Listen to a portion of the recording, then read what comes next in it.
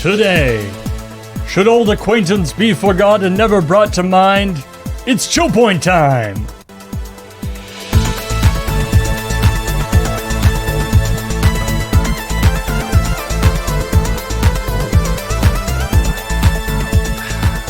Well, Should it? should? Oh. Okay. I feel like... I didn't, like, are we gonna be one of those videos where we say a question and then the answer's just no? Yeah. I feel like they're using... That song is using using a form of the word should that is slightly different. Like, it's more like this will happen rather than... It's not like a question. It's just like, if this... We should do this. This is happening. Yeah. Okay.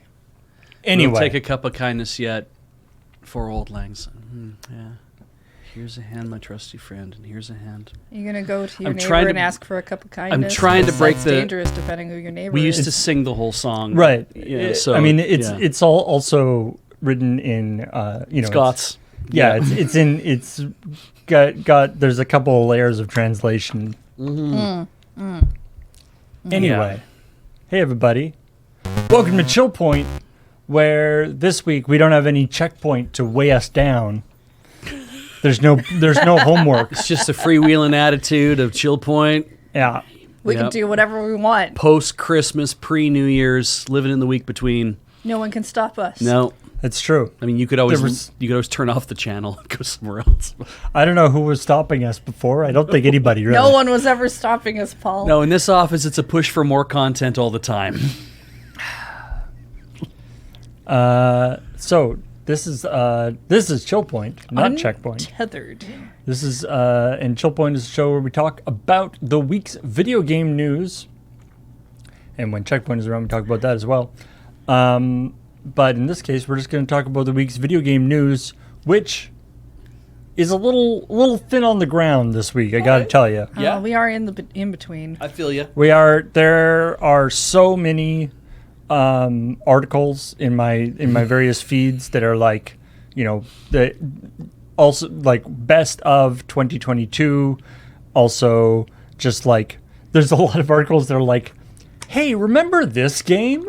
yeah. We've got the group of stuff that's like, here's stuff from over the year. Maybe you forgot because it was in like January. Yeah. Here's the best thing of the year, but we're kind of through that because that's always earlier in December. Yeah. And then we've got here's everything we know about what's coming in 2023. Oh, yeah, that's Right, true, yeah, too. yeah. And it's just like, It's like, okay, I mean, No. sure. well, it's like here are all the games that we have no new information on. Here's a bunch of stuff that has no year on it, but we haven't heard about it, and maybe next year is our year. Yeah, and I always feel bad about that kind of stuff because I'm like, I know that they know. Like, they know and we know that this is what happens at this time of the year. And it's like, if we don't get clicks, then we don't get anything. Like, we need to get the money coming in. You also notice that like the number of different bylines on articles goes way down. There's like one guy at Kotaku Stuck or whatever. at the office. Yeah. Or it'll be a thing that says, by, Nintendo Life staff, like that kind of thing will show up. Because it's like, because, one guy's putting the whole article together and he's like, I need a paragraph. He gets on Slack. He's like, send me a paragraph about something. And people are like, yeah, okay, Well, I mean, here you when go. you're doing like a year in review piece, generally it's a lot easier to talk to all the people who reviewed games that year instead of like looking at the pile of games you couldn't get to. Yeah. I want an article just to be like best of or what's coming up in 2023 based on what is on my desk right now. Yeah. Yeah. True enough.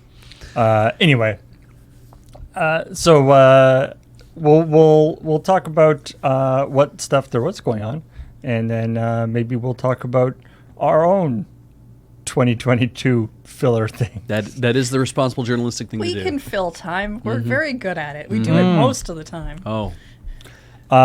Starting with a mod, because you know I love silly mods in games. And this one almost makes me sad because it kind of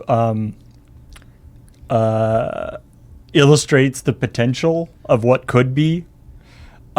Somebody has added a whole bunch of has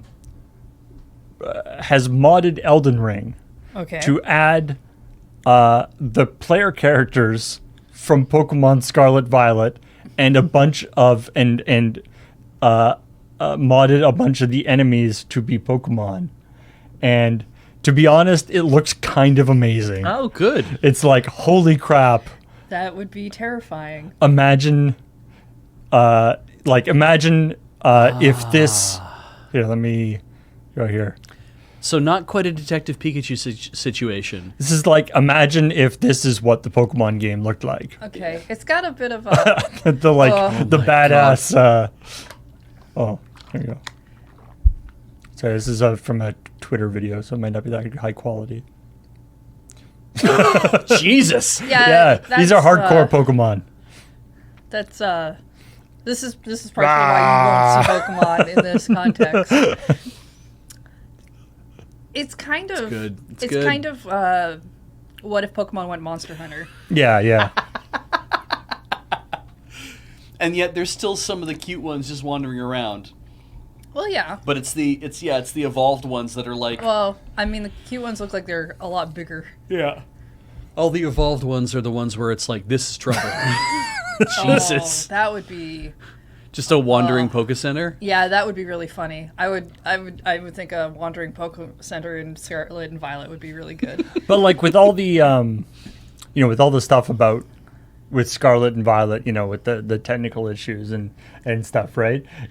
You sort of forget, like you kind of forget that the Switch is theoretically like that's what they're competing against. Yeah. Right? It's Yeah. If the Switch had the ability to deal with it, and Game Freaks and whatever Nintendo had access to the engines and stuff that From Software is using, obviously it wouldn't play. It wouldn't play like that. like a From Software game. It also still wouldn't the really idea- look like that. No, but the idea of that level of polish in terms of Right. looking that good, having all the, having like some draw distance. Yeah. And not having things crop and stuff. So anyway, it's obviously you wouldn't want it to play, and you wouldn't necessarily want it to even look like that because it's like that sort of realistic style is not necessarily there. But the idea that of what Pokemon could be like, given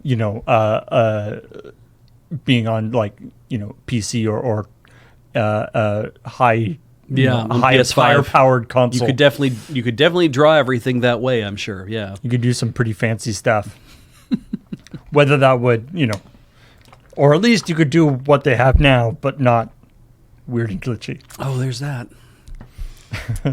Anyway. Some suggest they could do some of that now with the hardware the way it is if they actually had more time. I mean, there's certainly some games would indicate Or got that. help from a dev team that maybe actually had more Familiarity in doing a game like familiarity that? with like a 3D Yeah. thing like that. Yep. Yeah. There's all kinds of things people have said. Speaking of games that had That's what the difficult show's about. difficult development schedules, Uh-huh. All of them? Duke Nukem Forever, quite famously, Yes. was in development forever. Is it still in development? Is that how Oh, long it's been? It did come out. It was Yeah. just very disappointing. They just picked the worst title to give it. Yeah, because it was called Duke Nukem Forever for the whole time. Yeah. Since 1990. So Duke Nukem 3D came out in 1996. Yes. I was still in high school. Anyway, there were rumors. So there were rumors of other builds, because the whole thing with Duke Nukem for why it took so long to come out, or one of the reasons, is that they kept having to. The development was slow, yes. Yes.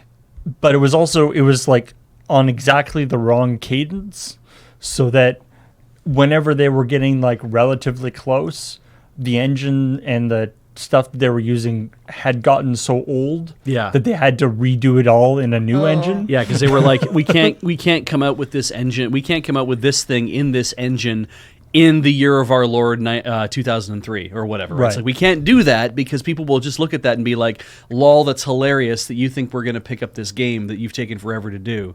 So they're like, "Well, the only thing we can do is pull the plug and put on a new engine." And also the bosses at 3D Realm apparently would like, whenever a new game came out that had like new things in it, they'd be like, "Oh man, we're gonna put that in our game." Yeah. And the developers would be like, "No, No, we're trying to no. target a thing. Let us finish. So yeah. Worst Anyway. version of feature creep. But anyway, this particular story is about there's a leaker on 4chan called XOR Jump who has leaked a playable version of a 2D version of Duke Nukem Forever that was apparently at one point in development. Because of course Duke Nukem was originally a like 2D DOS game. Yeah. Yeah. Which I remember, like I played that a bunch when I was a kid. Oh, me too. And I remember the first time I went over to my friend's place and he was like, check out Duke Nukem 3D. Yeah. I like laughed my ass off. I was like, really? A 3D version of that game? Yeah. And then, you know, it was actually obviously at the time anyway, a bit really of good game. And a bit of a different take on what was going on because it's like, you know, Duke Nukem for the 2D versions of that were like run around, side scrolling, lots of explosions. Like they want to feel like you're in like an action movie kind of thing. But but yeah, taking it to 3D, it's like this is different because now it feels more visceral somehow. So this is the 2D. So, you know, the original 2D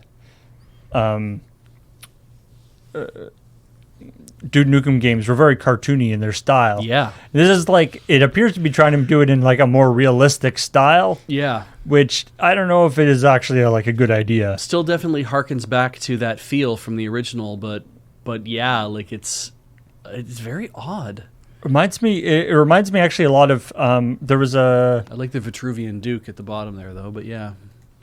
there was a game on there was an old, I think it was a Bungie game called Abuse, I've heard of this, yeah. where you Yeah. it was like you run around with the arrow keys and then it was 2D, but you run around with the arrow keys and then point your gun with the mouse. Oh yeah. Okay, yeah.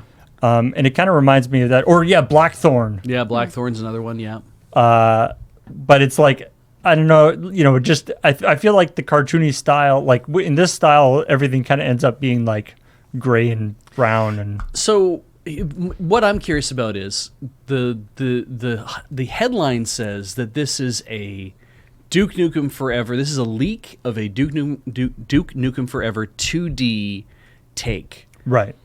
Was this ever expected to be, hey, this is the thing that we're working towards, or what was this more of a, what if we took it in this direction? Like, what was this like a prototype that was like, we could explore the idea of doing the game like this, take it out of the 3D environment, move it into a 2D environment, and still have it be like a really fun game. Like, so this was apparently in development alongside Duke Nukem 3, the original Duke Nukem 3D. okay.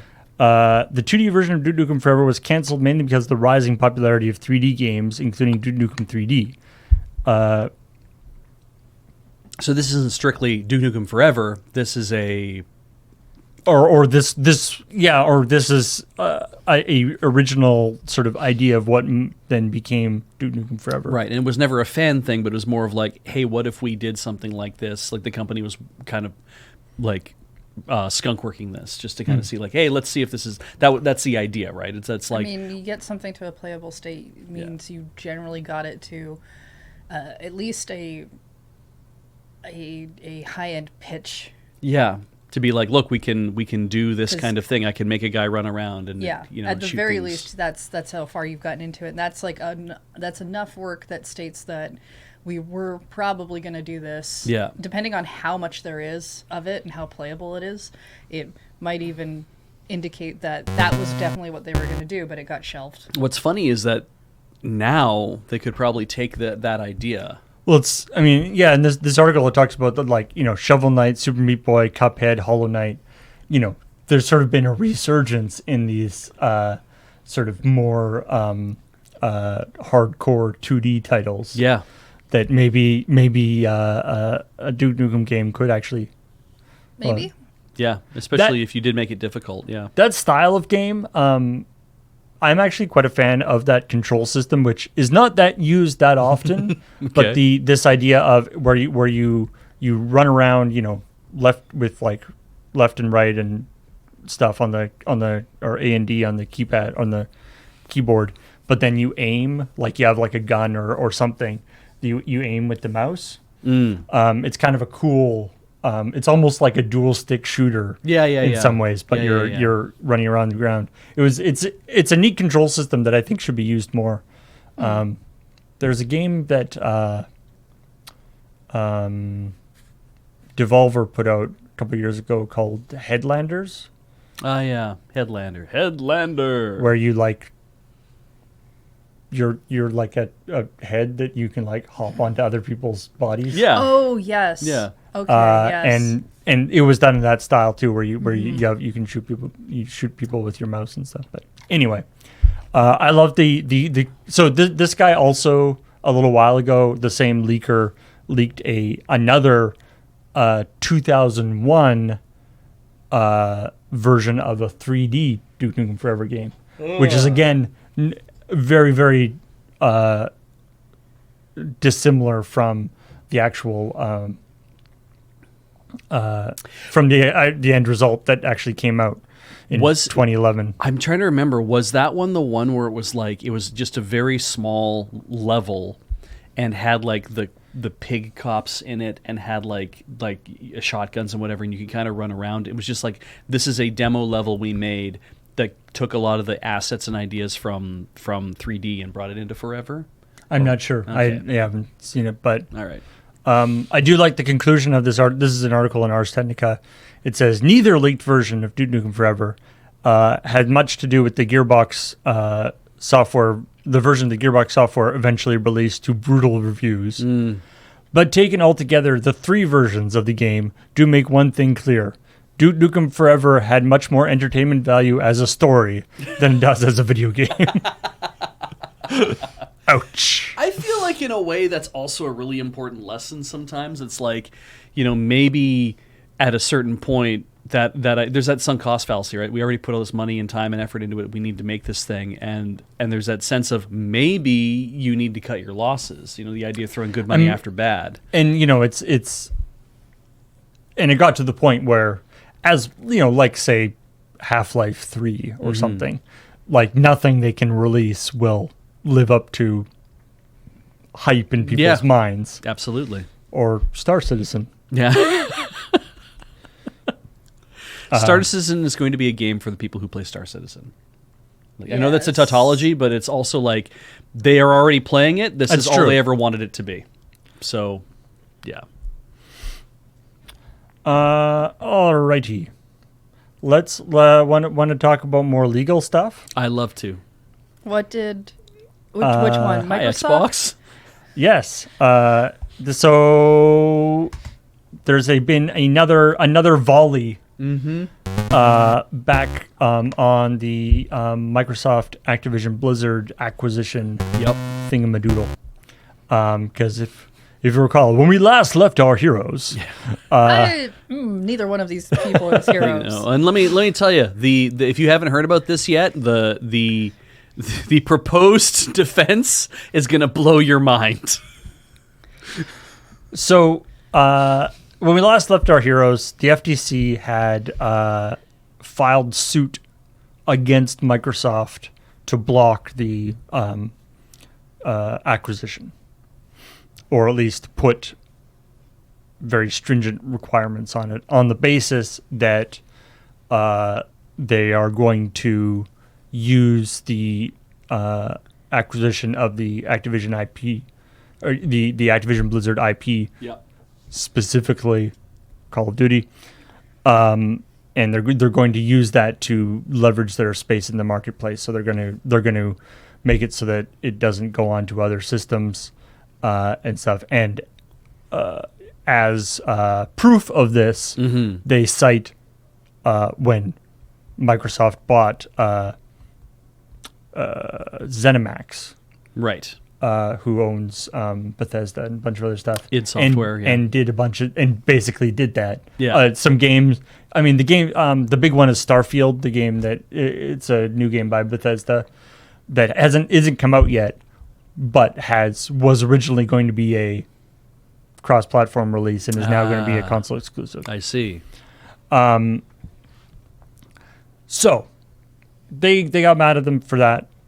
And now, so Microsoft has come back and said, so again, as I've talked about before, I love these court filings when a company, especially in this circumstance where Microsoft is trying to make themselves look smaller Right. than they are. So Right, much, right. so I'm much, not actually what you say I am, because look at me. I'm just a meek Yeah. little mouse. so much marketing for these companies is all based around, look at us, we're great. It's always highly entertaining to see official documentation come out from a company being like, we're terrible, actually. We're not so great. Yeah. Yeah. Like this. This case involves a transaction between the third place manufacturer of console games and one of many publishers of popular video games. Microsoft competes in gaming through its Xbox division. Xbox started behind Nintendo and Sony when it began making consoles 20 years ago, and it remains in third place today. Boy, that's interesting. We've never won the console wars. Yeah. We've always been in last place. Yeah. Yeah. Wild. So one of the really interesting things about this is an aspect of this that we hadn't really talked about and hadn't really thought about that much. And what's interesting is this is the part that Microsoft is actually really emphasizing. We talked about that this is Microsoft acquiring Activision Blizzard, Yes. but it isn't. This is Microsoft acquiring Activision Blizzard King. Yes. King is part of Activision Blizzard, and King is one of the largest, if not the largest, mobile game developer. at least in North America. I'm sure Tencent and various other places are bigger. Oh, probably. But King is a massive mobile developer, and as they actually say in here, Xbox has next to no presence in mobile gaming, the fastest segment of gaming, and the place where 94% of gamers spend their time today. 94%? Well, because if you play a game on your phone, you're a gamer. Well, yeah, no, I get that. Yeah. But I mean, 94% of gamers spend time on their phones. Yeah. I wouldn't say 94% of gamers Play time games on their phone. on their phones. Yeah. but Or spend more time playing games on their phone than than they do in on other places. Yeah. Yeah, I Yep. don't know where you get that info. They're Well, I mean, probably that makes- they're probably there feels like there's some very specific. playing a little fast and loose with the numbers there. Yeah. But that is, that's how that works, right? It's just like you lay out a stat like that. You say this is how we're going to put it out there. The whole point is to convince a judge or a panel Well, I to know. understand what it is they're saying. It's I like know. that's very, I just very think slippery. They're full of BS. Yeah. But do the judges know that? I don't know. We'll Maybe see. the judge is a gamer. Maybe it's not even that important. I mean, ultimately, but yeah, I'm definitely looking forward to the holes being poked in that. So it's Xbox wants to grow its presence in mobile gaming, and 3/4 of Activision's gamers and more than a third of its revenue come from mobile offerings. Is that because that's where all their microtransactions and loot boxes are? Probably, yeah. Xbox also believes it is good business to make Activision's limited portfolio of popular games more accessible to consumers by putting them on more platforms and making them more affordable. This includes making Call of Duty, one of Activision's most popular games, more broadly available.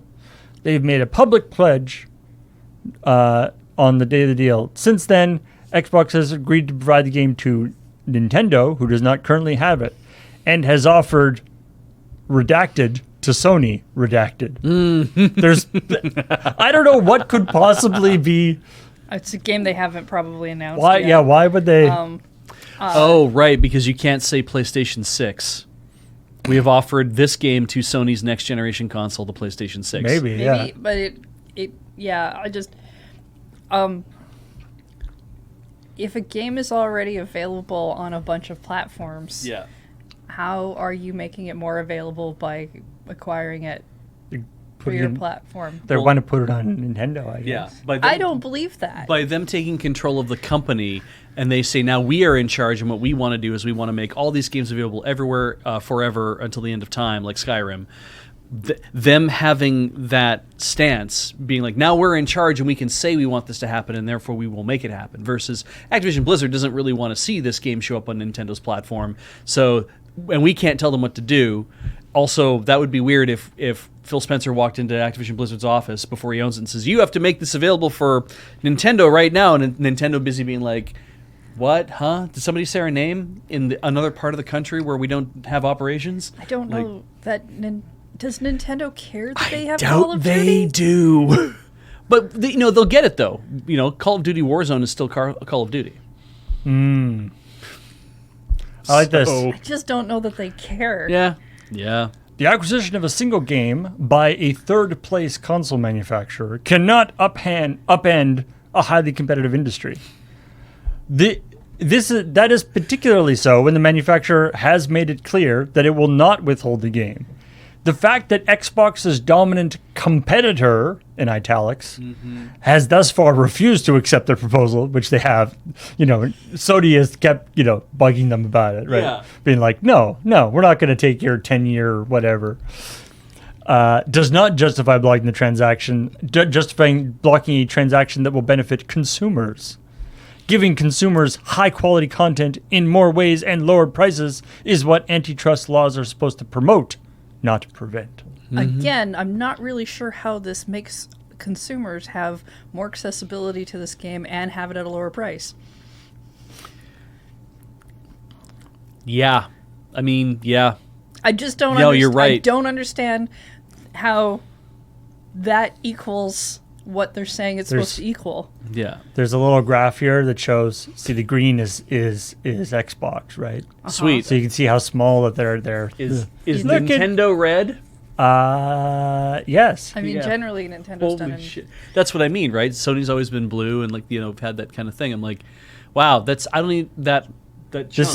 is console units sold on the left and Okay. Wait. When? Time series between this is when? sold in 2021. So, 2021, that time when everyone could get a PS5 Yeah. super easily. Yeah. I mean, yeah. Also, if you considering that the Switch is like half the price of the other two consoles, it's might not. Again, Yep.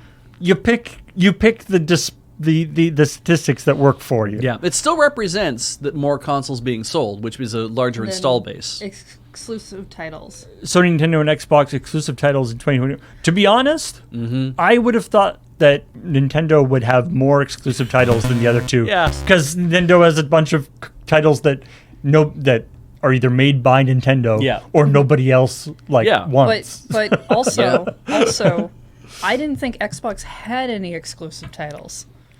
Yeah, they've got some. They've got some exclusive. I mean, And these are console exclusives, not like PC. Yeah, That's generally true. nobody counts PC in Yeah. those. yeah, that's true. 'Cause almost every Xbox exclusive is Xbox PC because that's how Yeah, they go. but Yeah. like like Halo, I always there's a few thought others. most games that were on Xbox were also on PlayStation. No, there's a few like first party Nintendo first party Microsoft games are only on Microsoft or only on Xbox, and then this is share of so this is Xbox share of mobile gaming revenues, which is very small. Yeah, Uno. And then this is Xbox and ABK. So this is if they bought ABK, they're still only like Their mobile 4%. share would only go that high. is what they're Worldwide. Yeah. Right? Yeah. Okay, yes. So obviously most of this is Tencent Yes. or other Chinese and Japanese Yeah. and Korean companies. or anybody that has like who is making stuff for iOS or putting in Apple Arcade or those kind of things, because a lot of the indies are not going to be selling stuff to Xbox. To if you look at the larger market, it's like King is probably making a shit ton of money. The fact that they're able to move the needle that much in a market that's full of hundreds of thousands of developers. Who can basically have immediate access to something on a phone? It used to, because you used to have to like get a publisher, and then it's like now you pay $99 a year for your Apple iOS developer account, and you can publish your own game and make some money that way. So that counts you as part of a development faction now. People can do it very easily on their own. I'm so intrigued by the redactions in this. They are generally the most glaring part when you look. Xbox cannot afford to take Activision's games exclusive without undercutting the basic economics of the transaction. So this is the other part that they're talking about. They're like, we're so small. Yep. We're the third. So even if we wanted to, we would be losing a bunch of money if we put if we made Call of Duty exclusive. We would be losing a ton of market share on it, which is true, I guess, in a certain way. Yep. That's why Microsoft has offered to keep Call of Duty on PlayStation from the moment this deal was announced. Xbox's proposal redacted and would extend for 10 years, an unheard of length for contracts in the gaming industry. Absolutely. So they proposed something that would extend for 10 years, but it's been redacted. Yeah. Xbox has made the same offer to competitors, and at least one, Nintendo, has accepted. Sony refuses to deal. A vertical merger causes anti-competitive harm only when the acquired input is essential. If Call of Duty were truly essential, Sony would have no reason to refuse redacted. Well, that's nitpicking a little bit. That's not true, because if the deal you're being offered is a deal you think is a bad deal, or you want something different, that would be why you would refuse a deal, right? Right. I mean, that's like saying, that like when you're like negotiating, like with unions or something. It's like, well, if your jobs were so important to you, you wouldn't be striking in the first place. It's like that doesn't. I can kind of get behind the argument of. We've been trying to negotiate with Sony, but they don't want to talk to us with what we want to negotiate, and that's not really.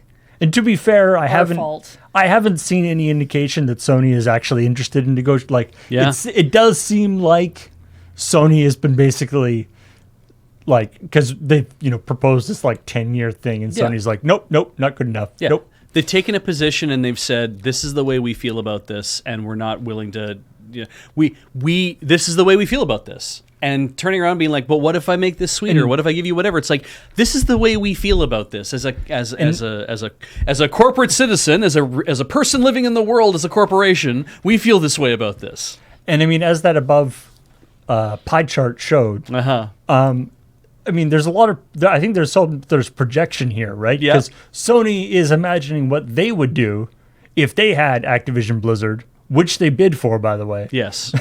And lost. If they had Activision Blizzard, they would definitely move everything exclusive because they have the most exclusives in the industry. Yeah. So I think they're imagining that, and I think they might be incorrect in that. I think, not. Other than all the assurances that Microsoft has given, I think it is true that Microsoft is positioned differently in the industry, that exclusives aren't as important to them because they have all their PC stuff, they've got all their other sort of stuff. And I mean, while I'm in favor of more studios, what if Activision Blizzard King was Activision and Blizzard and King, right, and all of the other associated studios that they might actually own? What if they were all just operating on their own, doing their own thing? The fact is that they didn't. Right. And I know there's that point where it's like there is a certain point that you hit where it's like, wow, everything is consolidating together into like one giant company that owns everything, and then you have to deal with this megacorp that does all that. Disney. We own everything, so you don't have to. Yeah, and it's like, but also the point of keeping everybody split into individual units is to ensure that no one larger behemoth can make it more difficult for new people to come into the market, because that's really where the harm comes in a lot of these cases too. It's not just about consumer harm; it's about trying to create anything different, trying to do anything different within the industry. You won't have any room for that, because at some point you become just big enough that the huge company is so focused on growth, like infinite growth. That's how capitalism works, folks, is that it only works if it's infinite growth. And those companies need infinite growth so bad that they're like, well, now we have to move into this other market. Now we have to move into this other side of business. And the next thing you know, Xbox is doing aluminum siding because they're like, we have run out of things that we can put our feet into, right? Like that's the big fear. They made fridges. Right? That's the big fear, that eventually we see this happen.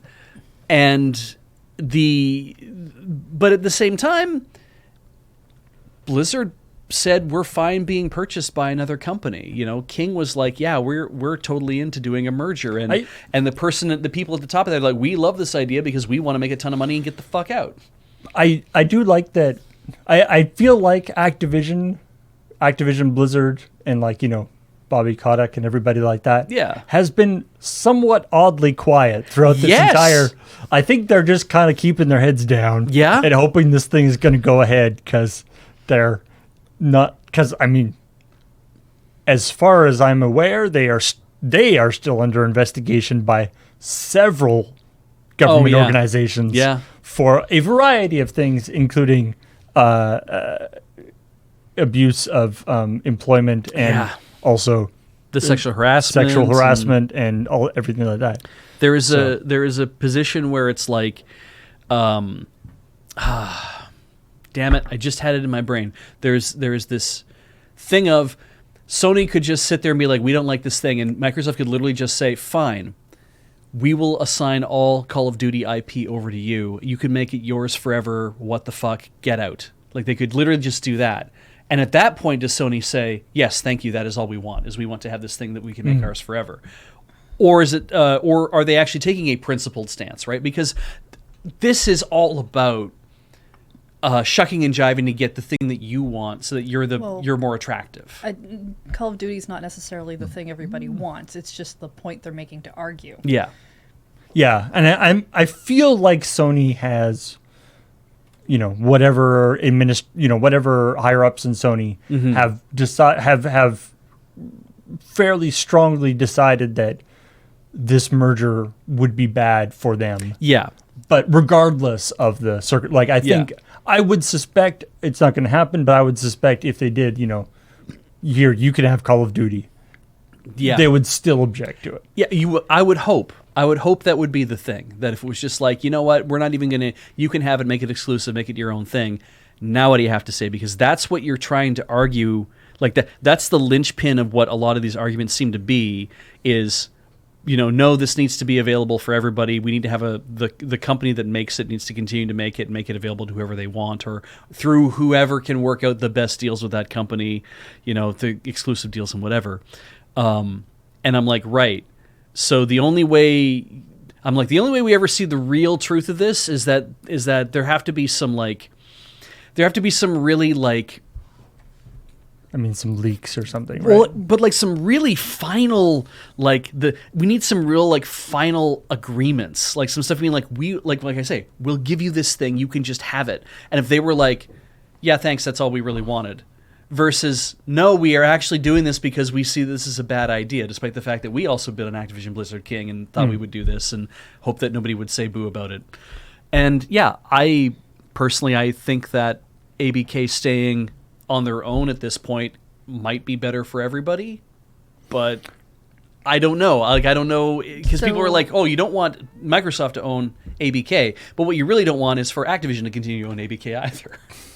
Well, I mean, the thing is, though, like, you can't just say, oh, well, ABK has to stand on its own forever, because what if they can't? What Yeah. if that is partially why they're trying to sell? Yeah.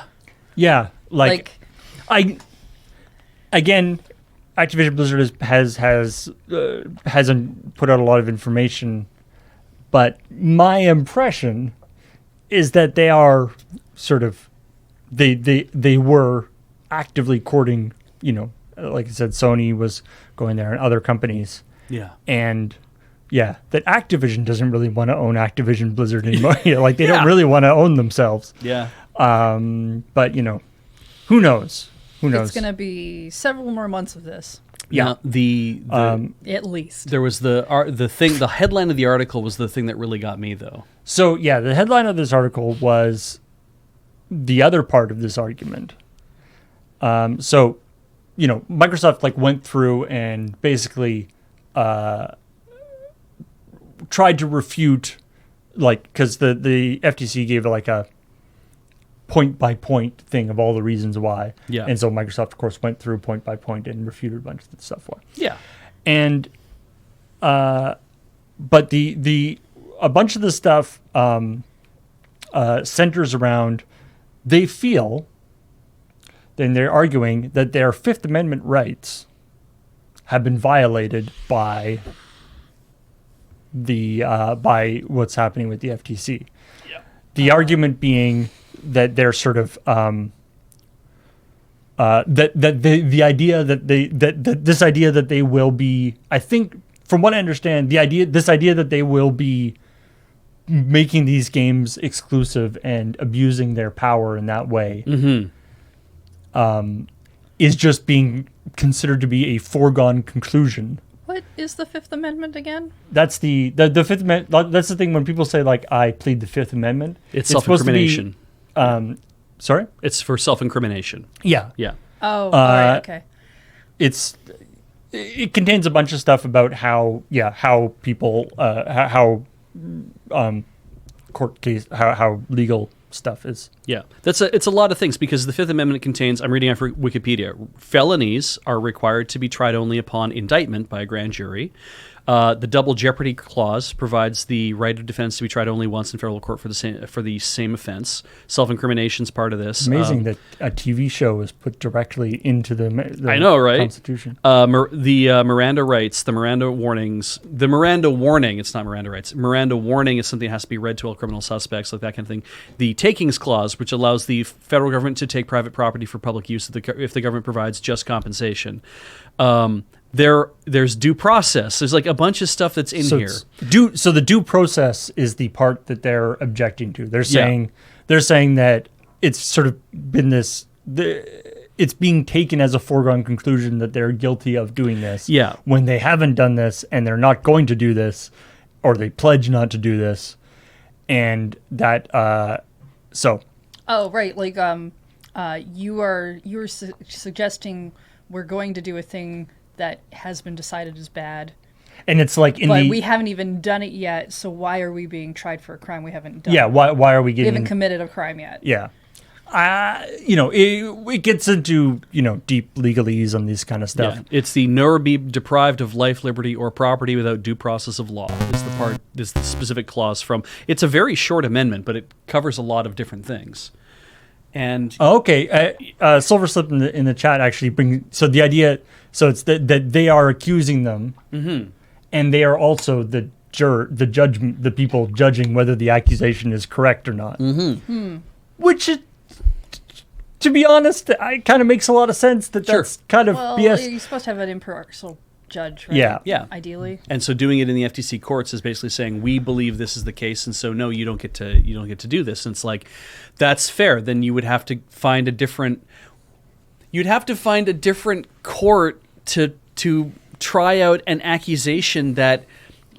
The weird thing is they're accusing them of potentially committing this, of if we do this, if we let you do this, you will be violating antitrust law. That's kind of the idea that other people are proclaiming, right? Right. So we're worried about that. And it's great. Then do you fight that in U.S. civil courts that are outside of the FTC's court, or is not the FTC court designed to actually rule on that kind of thing? And it's FTC the FTC, it brings up and investigates things. Yeah. So it's sort of part of their purview. Anyway, obviously we're getting deep into the weeds on United States law stuff, which I don't know. It is fascinating. I'm sure there's a bunch of like podcasts and YouTube things from that are I getting bet all Legal kinds of Eagle, content Legal for this. Eagle is going to get deep into this. I would love him to touch any of these video game stories because I think that there's so much rich grist. He brings it every once in a while. He'll do one on like some. Yeah. He's done one on like NFTs and stuff too. in some Yeah, and cases. just like I want him to I would love him to pick up some of this stuff because I think it would be really interesting. Why are these things getting argued that way? And I mean, the whole reason why Microsoft is saying that, well, our rights are being violated is because under the law in the United States anyway, a corporation is considered a legal person. And Yeah, I think that's they bullshit, need but to go to school or something. I'm not the guy who Maybe said that was the morality thing. school. So I think that's from the Citizens United there's old stuff about thing that went down in 2001, was it? Something like that. And it's just like, Anyway, Let's also not forget that when you're doing a thing in court and you have a lot of lawyers, that no matter how dumb the argument you're making is, Yeah. you still make the argument in case you can use it. yeah. it's true. It's true. You throw a lot of stuff against the 2010. wall and see what. You have to make all the arguments you possibly can because, like in debate, if you don't make those arguments, then they don't get looked at and accounted for as part of your defense. Yeah. It's not. So you're gonna always get things that sound a lot like we're being picked on. The fact that somebody has argued something isn't necessarily like a point Thank you. against them. Yeah. All right. Well, let's move on.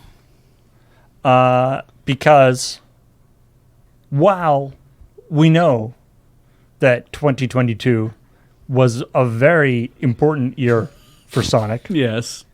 being Still his 30th anniversary Being for in- the next 5 years. that it was his 30th anniversary. Mm-hmm. It's not going to stop being his 30th anniversary in 2023. Yeah. Well.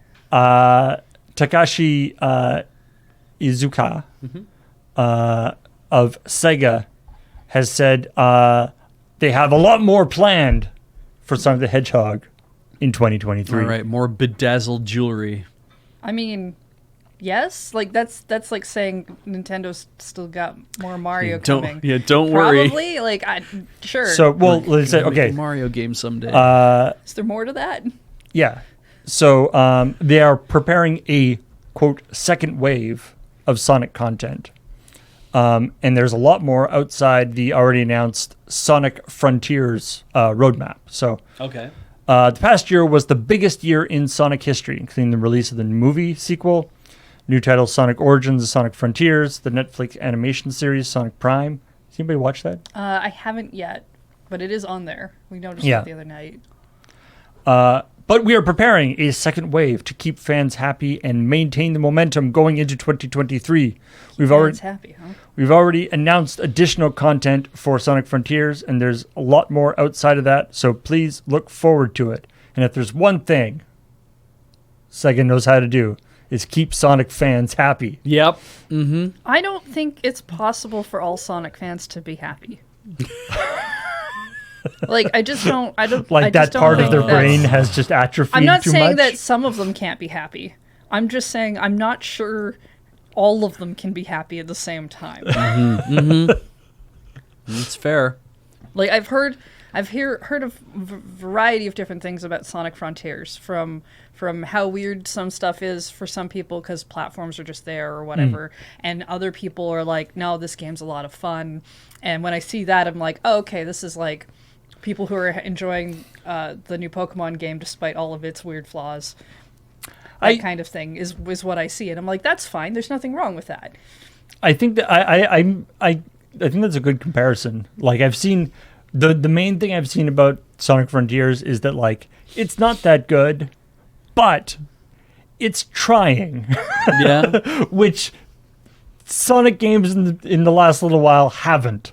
So it's encouraging. Yeah, I mean, the last Sonic game I played was like Sonic Forces, and it was very not. It's my thing. it's so weird to think that it's like when people here's that roadmap. Yeah, when people develop when people make a game, clearly they work quite hard to get a game out because it's a goddamn miracle games get made at all, right? Oh, right. They're allowing Sonic to have a birthday next year. Yeah. Yeah, it's Sonic's birthday. I remember that. I remember being like, "Oh, hey, cool." And Maybe we're gonna get a Sonic birthday suit. and I think that's very he won't wear the kerchief or whatever. Maybe he'll take his shoes Oh, no, off. the He's gonna kerchief- take his shoes off. The handkerchief around his neck is Sonic Boom, specific Sonic. Okay. And I What- wish they would put that on him in What- other things because I think it looks really classy. What if?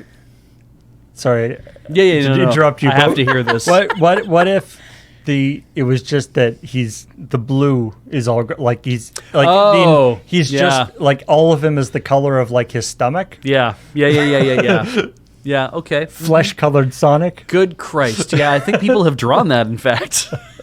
Yeah. Anyway, sorry, Yeah, what were you talking? I was saying that, so the fact that games getting made are gone dead miracle. Now, you saying that Sonic Frontiers, the reviews have largely been, it's not great, but it is good. Well, no. You know, it is like, it is a game, and people are enjoying playing it, and it's not like, and you say, at least it's trying.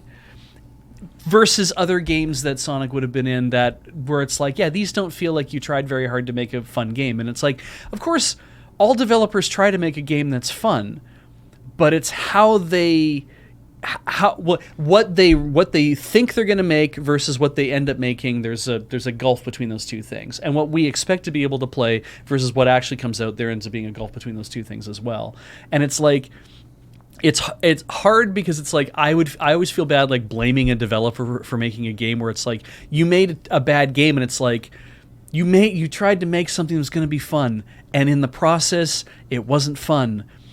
And that has to feel bad when you just want to get the goddamn thing out the door, and you do, and you're like, this game isn't really good. But man, we worked for like 3 years on it. Why isn't it any good? And it's like, I don't know. That's a thing you have to go into yourself and find out why that is. I want to clarify. It's not that reviews are saying the game is bad. Right. They're generally pretty positive. They're pretty positive, about it. yeah. But there are criticisms about it in regards to things like pop-in and depending on what you're playing it on and a variety of things that when people hear about, I think they think those reviews are saying the game is bad. And it's, yes, Frontiers is not bad. As far as I know. But I've not played it. But it's not like a 9 out of 10 game, which I think is what everybody keeps waiting for Sonic to show up in a 9 out of 10 game. Look, we gotta stop doing numbers. Yeah. All reviews need to not have numbers. well, but Numbers don't do anything. in terms of that kind of game, in terms of whatever. A mainline. The kind of game that when you sit down and you play it, you're blown away by like, wow, this is really tight. It's really good. And I've played having played a lot of games that you're like, this really rises. It's like Hollow Knight, right? When we went to play Hollow Knight, and I'm like, this will be a good distraction, Metroidvania, whatever. I don't know anything about this game. And I start playing. I'm like, this game is really deep and really well made, and it's astounding that a game of this quality, man, like who made this? 3 people made this? What? And then, well, 3 people and some, outside contractors, obviously, but it's like 3 people made this? I can't handle the idea that somebody made a game that is this good could be made by 3 people or 1 person or, a team of 10 versus you get 100 people or 300 people working on a AAA game. And it's like, why didn't that light me afire the way this other thing did? That's the thing that I'm like, where I'm like, I think people are waiting on Sonic being like the kind of game you sit down, you're just like, I'm having so much fun. All the dopamine is just flying through my brain. Like, it's like, that doesn't seem to be happening with a lot of Sonic's games. Okay. That's all. Yeah, that's kind of what I wanted to lay out there. What else is happening for Sonic? Yeah. Well, so you can see this. Here's the roadmap. This is just the Sonic Frontiers roadmap that they've already. So there's going to be other stuff that they haven't announced yet. But so you can look forward to. We're covering it here, but a jukebox, photo mode, new challenges mode, and then the second update is going to have Sonic's birthday, open zone challenges. You get a new Coco. They're essentially think of them as like the Hooray. Koroks from Breath of the Wild. Like little collectible things. I think so. I'm pretty sure they're kind of a collectible whatever A tiny friend thing. And then apparently there's also going to be new playable characters and new story. Yeah, look, Which female Knuckles on the end Seems there. like a big deal there. Well, I mean, I think it's kind of interesting that they're showing. That's Amy Rose. Yes. In the thing, because I'm pretty sure in all of the marketing I've seen, they make it look like she's been like awayed, like you're trying to save her or something, and Okay. possibly maybe you're trying to also save your other friends. So maybe the idea is like play the game as Sonic and then other characters unlock because you saved them. Right, okay, that'd be cool. So, who knows? But what is certain is that we'll have lots of more 30th anniversary of Sonic stories next year. I can't wait. I can't wait till we can wish him a happy birthday. Yeah. That will break the curse. Hey, remember that Patch note update? that update to Mario Kart 7 that was like, that's Here, weird. let me remind you. And obviously, there was a lot of speculation that it was to do with some sort of security vulnerability. Yes. Turns out it was. The vulnerability has been categorized as critical in the common vulnerability scoring system.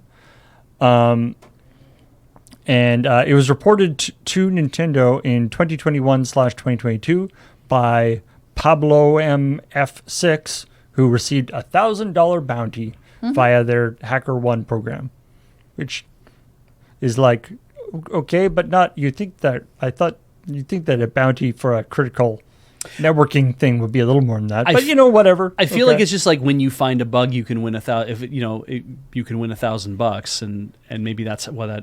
Maybe they weren't like, we're trying to find this bug, and it's called, that's like a scavenger hunt. Then, right? It's like, we know what you're looking for. You're like, no, please find some stuff. So most high-profile Switch titles have already been fixed, but Mario Kart 8 and Splatoon on Wii U have yet to be addressed. Oh, by the way, okay, I should actually say this. So theoretically, this vulnerability, which because it's a security vulnerability, has the stupid name of ENL buffer pwn, or own, whatever, however you want to do that. Say the P, why not? Exposes the victim's device to complete remote control by simply playing an online game with a potential hacker. I mean, the hacker can gain access to sensitive information, take audio and video recordings by remotely executing code. So this is a pretty thorough owning. Yeah, and I mean, when they say audio and video recordings, they're probably talking about through the 3DS and the Wii U specifically, because those devices have cameras Right. and microphones on them, Yeah. whereas the Switch does not. Right. The Switch doesn't have a camera on it? No. Oh. No. For some reason, I thought it did. I mean, I'm sure they could steal I feel like the. it's a thing they could have done, but it probably would have bumped the price up. I'm sure they can. Right, there's the steal little camera things on the... Yeah, there's an IR camera. Yeah. Right, but Yeah. that's a different deal. Yeah. I suppose you could tap into that and make a recording. Yeah, probably. Not sure what you would get. Ha-ha! My ceiling, They have a mostly. warm hand. So yeah, apparently... Excuse me. Apparently, Mario Kart 7, Mario Kart 8, Mario Kart Deluxe, Animal Crossing New Horizons, ARMS, Splatoon, Splatoon 2, Splatoon 3, Super Mario Maker, Nintendo Switch Sports were all vulnerable. Most of those have been patched now. If you do habitually play Mario Kart 8 or Splatoon 1 on your Wii U, maybe be a little bit careful until they have a chance to patch that out. Yeah, I'm not even sure how the process works for people to take control of the system that way. I don't think that's information they want to sell or tell people. Well, because it's like if it's a remote vulnerability, that's like you can just basically knock on someone's network and eventually find a device and then find your way in. That's one thing. But if it's like if you have physical access to the device and you can hack it that way by using this method, like I don't know what the... Well, yeah, but generally, like I said, like generally they don't reveal the information of how you do those things Sure. when they're still in the middle of patching. No, things, absolutely, yeah. There is a video demonstrating it being done in Mario Kart 7, which has now been patched. Right. And what's interesting is there's a tweet from somebody here being like, if you're worried about the vulnerability affecting games on 3DS and Wii U, I want to say this interpretation. This only affects internally developed Nintendo games with direct online player interactions. Unless Nintendo gave their network library to some external devs, which I highly doubt, I think the Wii U and 3DS online will still be around for quite a while. So, interestingly, this is not like a Wii U or a Switch or a 3DS vulnerability. This is specifically in the network stack that Nintendo has been using. Yes. And only in the one that they have been using internally. Yeah. Which is interesting. But it's nice to have some confirmation onto why this happened, and for people to be like making very educated speculation as to why they think this is going on. But it's like, yes, that's now we know. Now you know. I suppose it's not really going to stop any people I see complaining about why does anyone do anything. Why does anyone really do anything? So, You're right. You Uh, know. And then there is this other story about that there's this sort of expose about, I love the title here, Roblox's criminal underworld, where kids are scamming kids. So, I didn't really get a chance to look at this too much, but Heather sort of found this story. So, because it's meant to be like this deep dive. It's a very long article that I think is on IGN. It's the reporter for this found a Discord that's just full of people who talk about how to scam people on Roblox and how to make bots that like fish people and do all kinds of things, and then also sell stuff that they've scammed out of people. And they interviewed a couple of people from that Discord who said that they could do things and claimed that they were 13. And then they like phoned them to find out if they were actually 13 because they didn't believe them at first, and got very young sounding people on the phone. So you have so fast. You have literally, because Roblox is very much aimed at children as a place that, and Roblox has its own problems with stuff that's like, hey, you could totally make stuff for us, and then you could make money out of that, except you'd have to make like so much money to get it actually to be money. Right, this is like second tier exploitation. This is off-site. This is the people who are already being exploited and scammed by the company Roblox itself. Yeah, scamming other people. Well, and because it's so hard, and partially some of these things have developed because it's so hard to get money out of Roblox in a legitimate way, that people have made roundabout ways to do it off-site. But then you also have people who are there's like a part in there where someone's kid had saved up all their birthday money to buy some cosmetics in Roblox, and they filled out a thing that with a person that they thought they could trust, and got their entire account taken over, and then they took all the value from their account. So the idea is you can actually giving people like, so some of it's phishing scams, and like avoiding the you sort of do it outside of Roblox by actually like getting the account itself rather than just sending stuff. That's one of the things they're doing. But you're also like, there's a site apparently where you can go and put your Roblox content on and flip a coin, and it's essentially gambling to see if you win the pot or not. Mm-hmm. And some of these people are putting stuff they've stolen into it because it takes the identifiers off. So they're laundering. They're literally laundering stuff. Mm-hmm. Wow.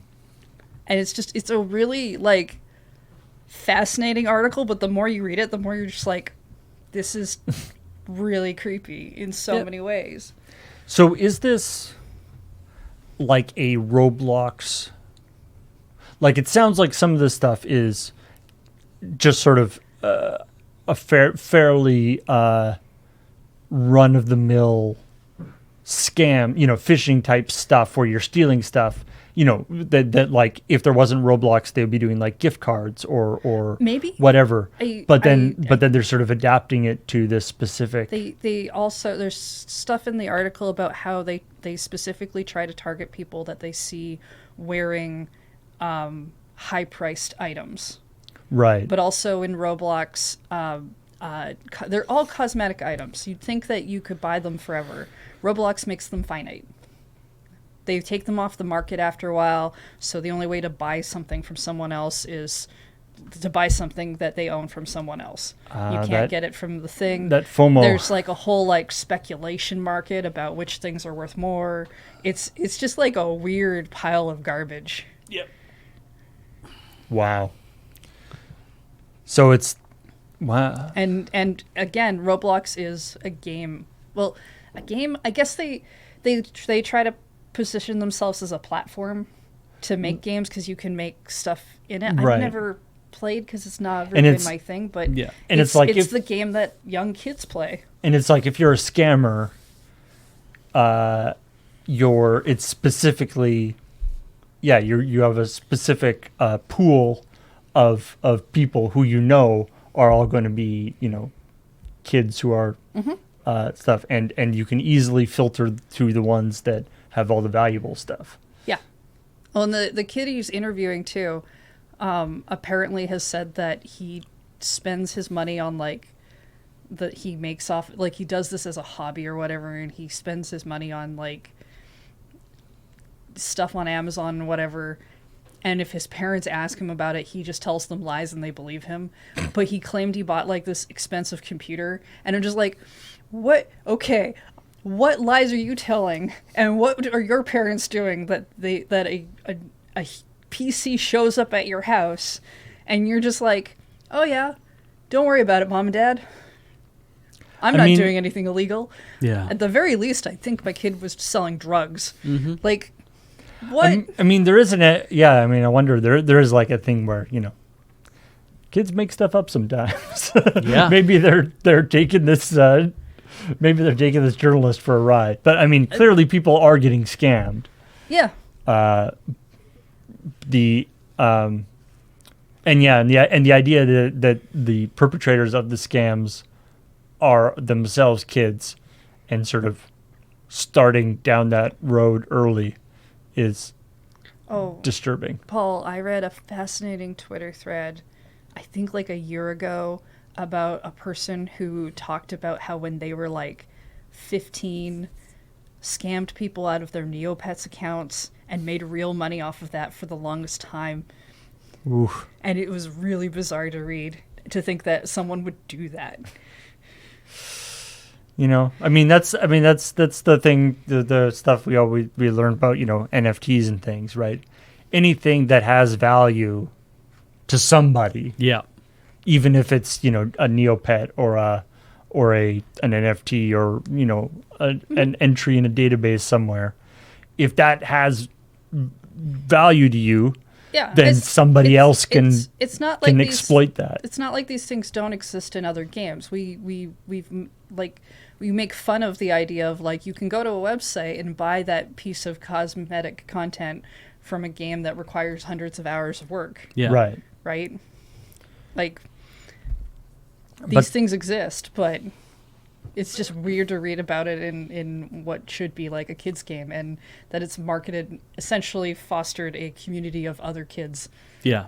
And and also like it feels like, there's the sort of whatever, rots from the center kind of thing, right? Where it's like when the baseline game or the system is sort of set up already, like the official sort of proper way of doing things in the game is set up in such an exploitive way with, people, Roblox taking this huge cut of everybody's thing and all this stuff, then, it kind of, I feel like there's an influence there where it's sort of the only people, the only way to actually make, to actually be, make a reasonable or make a successful amount of money or be successful on the Roblox marketplace is to be, scamming or doing something. Well, yeah. Doing something nefarious. I mean,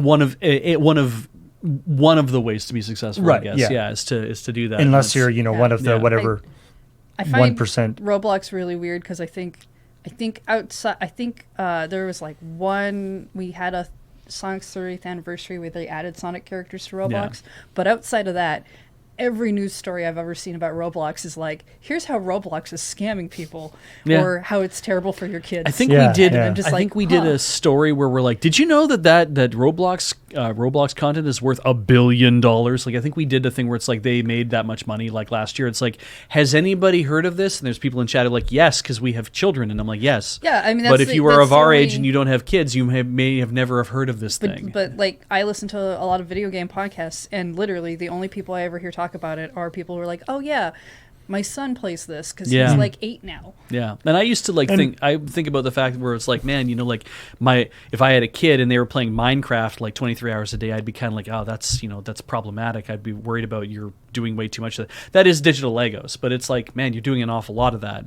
But I feel like I would prefer them playing a lot of Minecraft and being into that than being into Roblox at this point, because I really do feel like, wow, you created this platform and then you washed your hands of the responsibility to do any sort of decent community standards or moderation like in it. Somebody had said, it's like the modding that goes on in Roblox is very heavy, but it's also almost completely auto modding.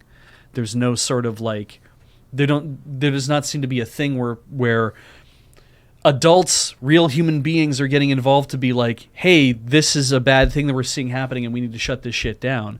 And I wonder if there is that sense of, well, if we don't pay attention to it or if we don't look into it, then how can we be liable for it? It's like, because you can be liable for it because it's on your platform.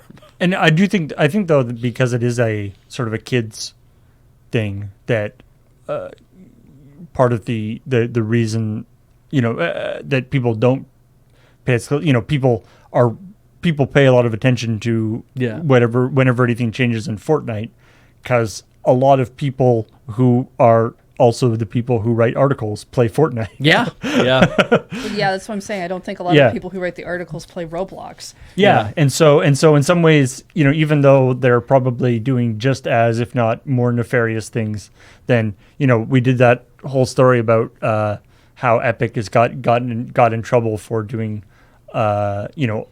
tracking credit card numbers and storing data when they shouldn't have and all that kind of stuff.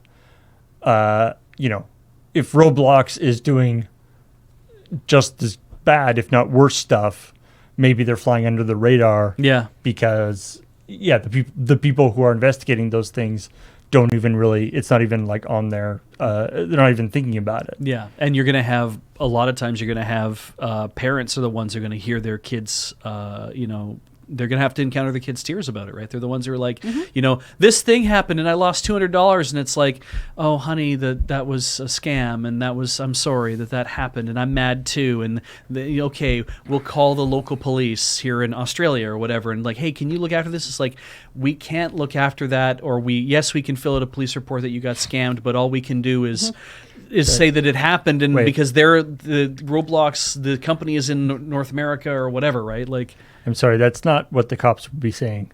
These are Australian cops. Yes. You got to do the accent. That's fair, right? I'd have to do the accent. Boy, would I have to do the accent, wouldn't I? Jeez. It's fair dinkum to you, mate, but... at some point the term fair dinkum would have been said. It's partially why I found the whole thing about laundering the things through another site that is basically gambling with your cosmetics. Yeah. Which is a whole different other thing when you think about it. But to avoid being like found out with stuff or something, I'm like, I don't know. I'm like, it just seems so the sophistication extra. Yeah.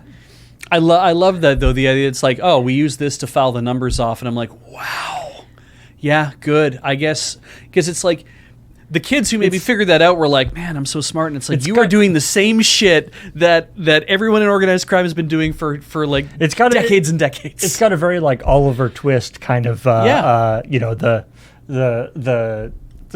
ragamuffin whatever group group of kids like running around stealing stuff and being running very sophisticated scams. Yeah.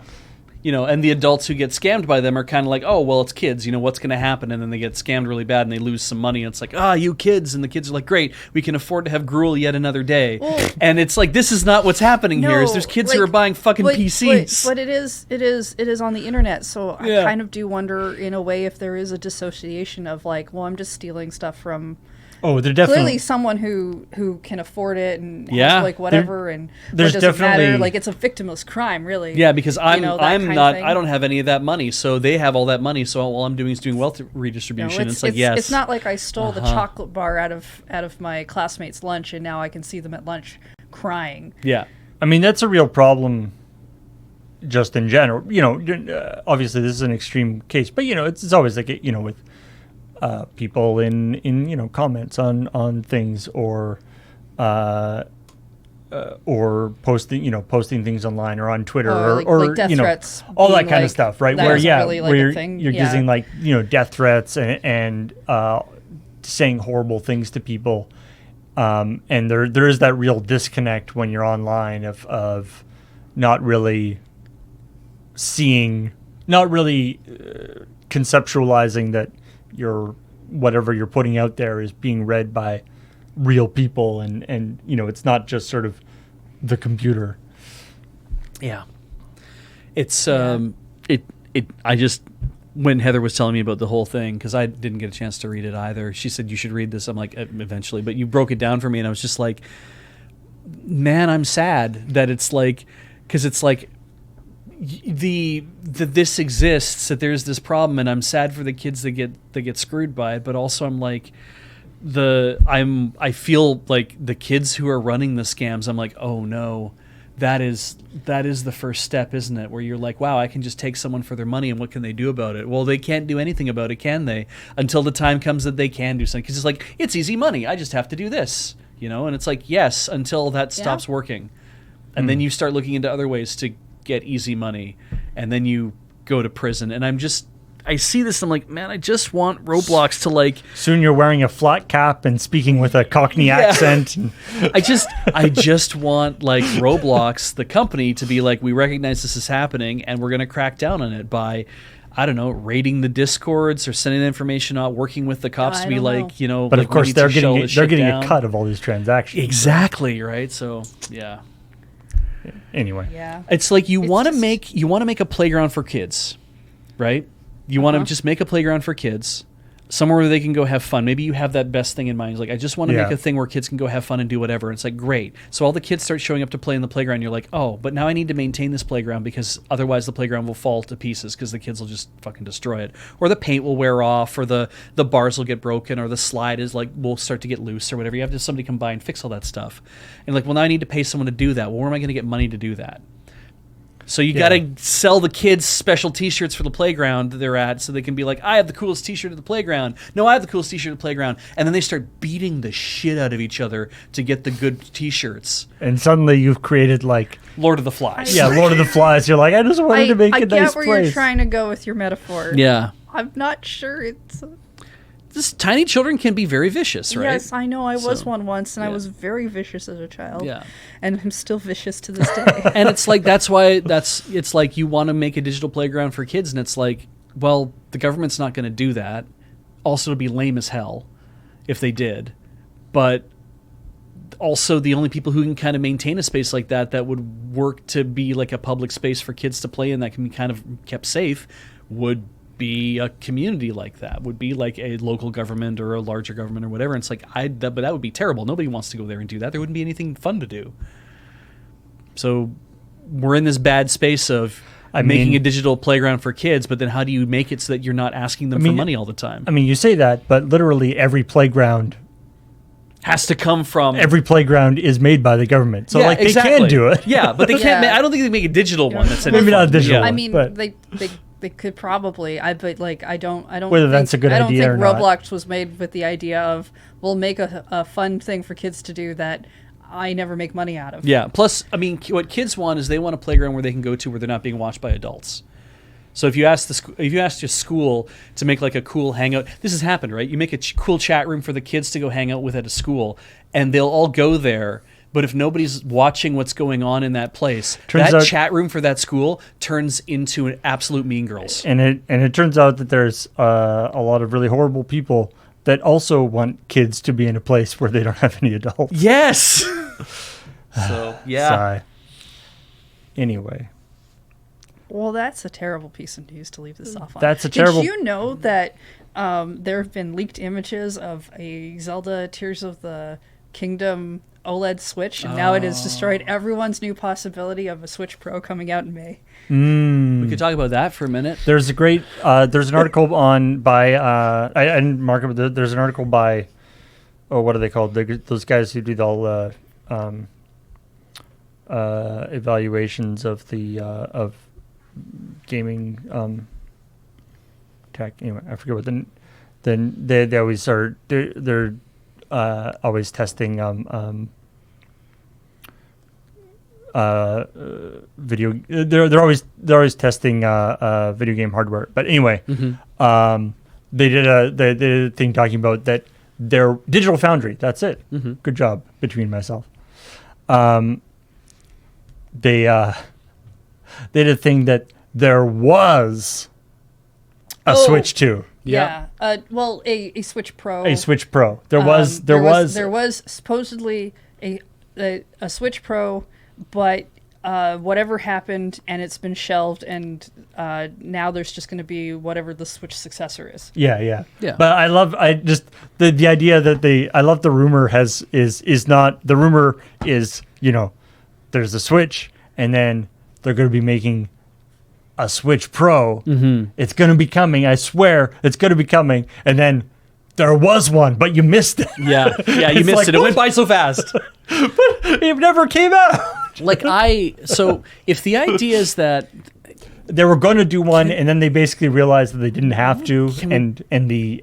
Can we please talk about this? Is this okay? What are we talking about? Because I have opinions. Yeah, you always the have Switch opinions, Pro? but Yes. I don't. Oh, you want to talk about the Switch Pro? I want to talk about that, and I want to talk about the specific idea that there was a Switch Pro coming, and then it didn't get made, and they made the OLED Switch instead. All right, sure. You know what? Go off. It's the end of the year. Sure, because we know that the pandemic created this incredible short supply of stuff. Yeah, there's a chip shortage. Yeah, and so we know that there was all this trouble happening, and this idea that's like, what does it mean to say a Switch Pro is coming?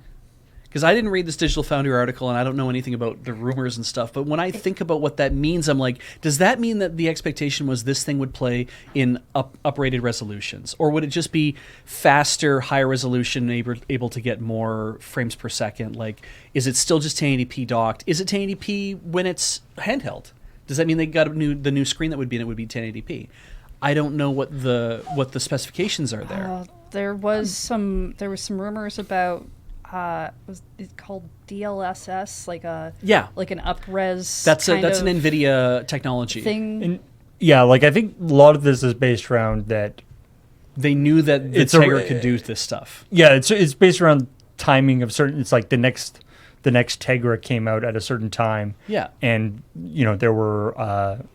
There was sort of the idea is like, hey, this chip came out. Yeah. It would be perfect for this.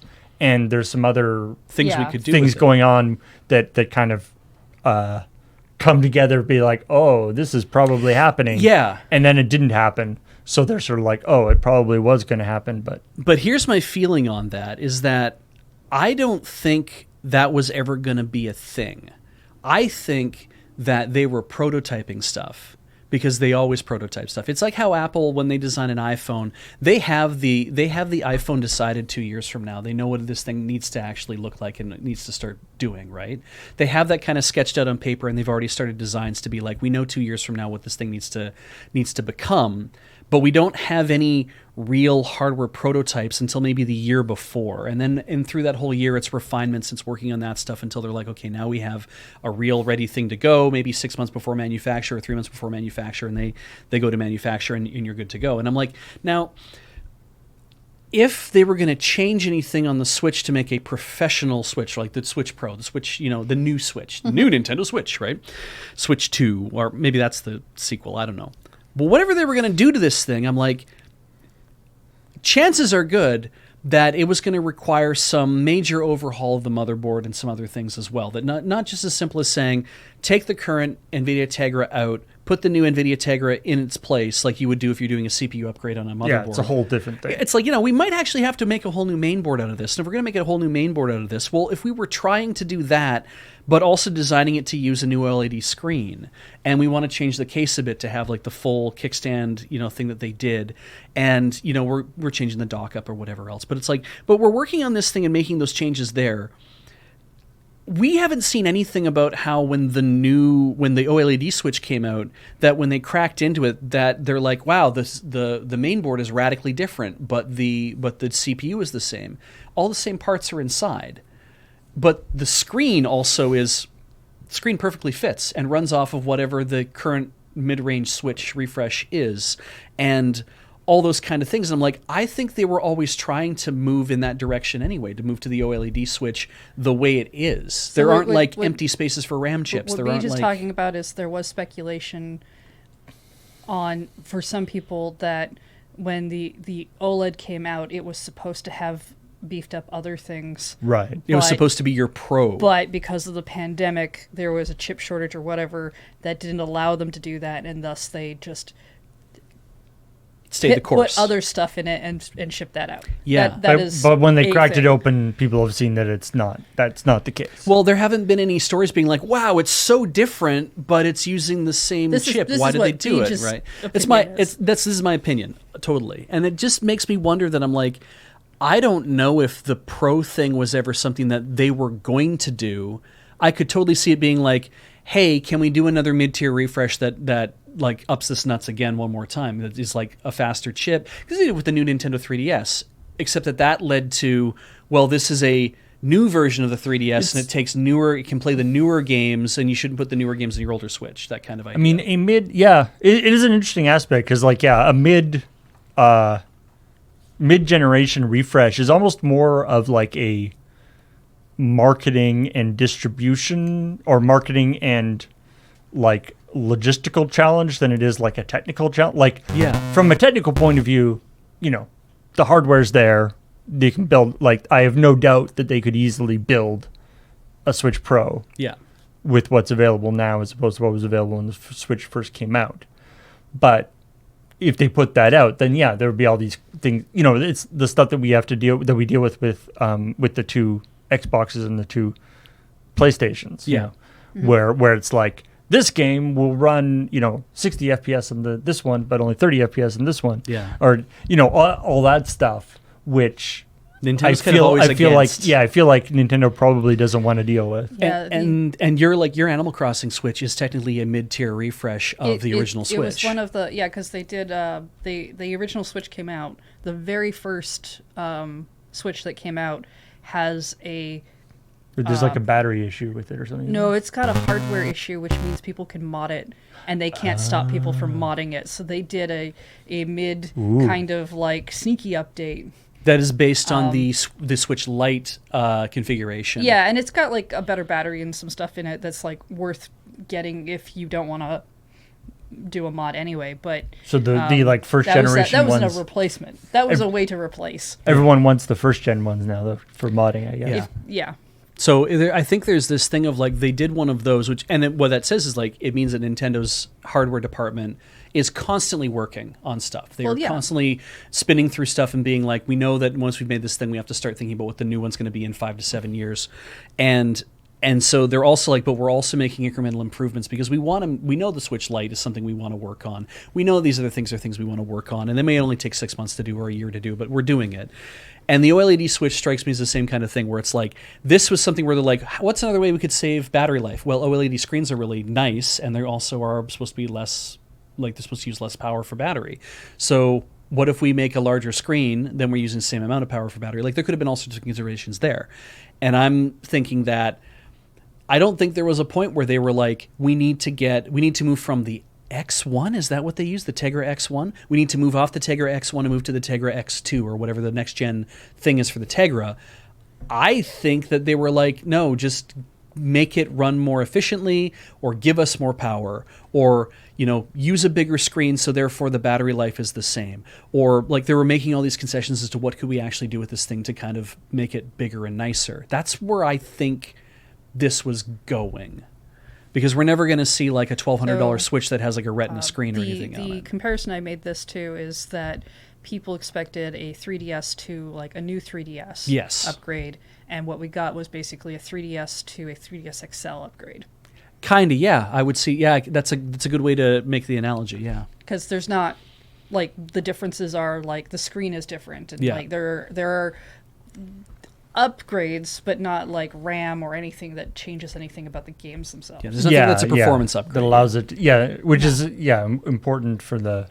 Yeah. And I mean, the other one that I could see that a lot of companies do is they do the refresh, where it all stays the same but gets smaller. Yeah. But I think cheaper. Or I think in the company there is a prototype, or maybe a few prototypes of the pro level Switch. Nintendo, release your prototypes, you coward! Yeah. So the problem I have with the Nintendo Pro conversation is, for one, it's been happening for like 2 years or longer. Yeah. It's been happening since like the Switch came out.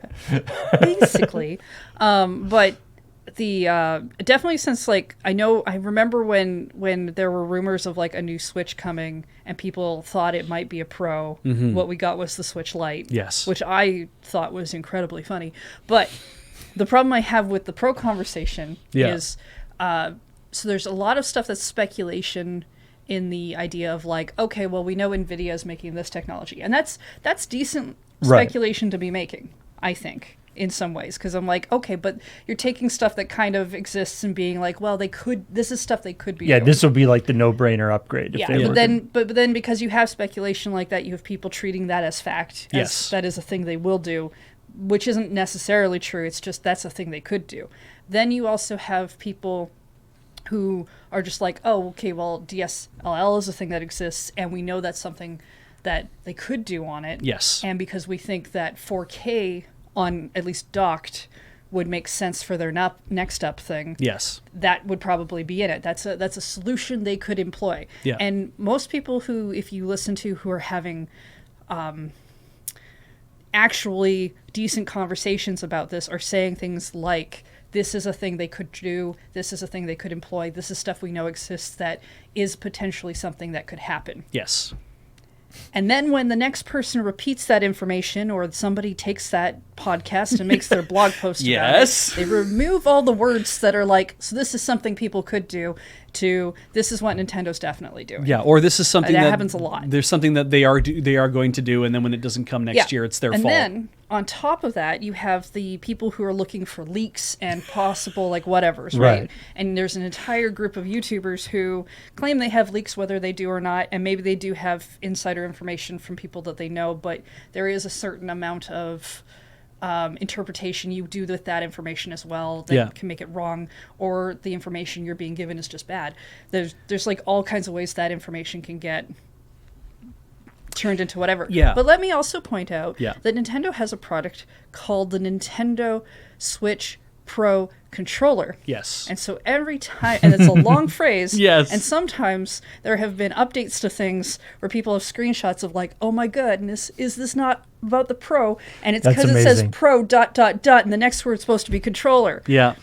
So that's the conversation about a Switch high-tier Pro trolling right is there. just kind of everywhere. So what I think is the Switch Pro exists there, and I can say this because I having no information, zero insider anything. No one has ever talked to me from Nintendo in my life. It feels like so maybe they have, and I don't know. They work for Nintendo, right? They can't tell you that they work. Despite for having Nintendo. zero information, one thing that I 100% know is that the Switch Pro hardware exists as bench hardware on a Nintendo engineer's desk or workstation at Nintendo of Japan, all torn apart into pieces, sitting in with things plugged into each other, as something that they were trying out. Because I think that's the thing. It's like if they know that DLSS exists as a thing, I'm sure that someone has been like, we hooked all this stuff up and we gave it a try and we want to see what we could do with it. We want to see what happened. and this is what we came up with, and we don't know if that's a project that's going to go forward or anything else is going to change about that. But I do know that there's going to be people playing with hardware all the time to try to see what they can make at the price point they want to release it at. That's what I know 100% that's going on, because every company that designs hardware is always tearing shit apart and always putting stuff together to try to see what fits the idea of the thing that we're trying to accomplish. Cool.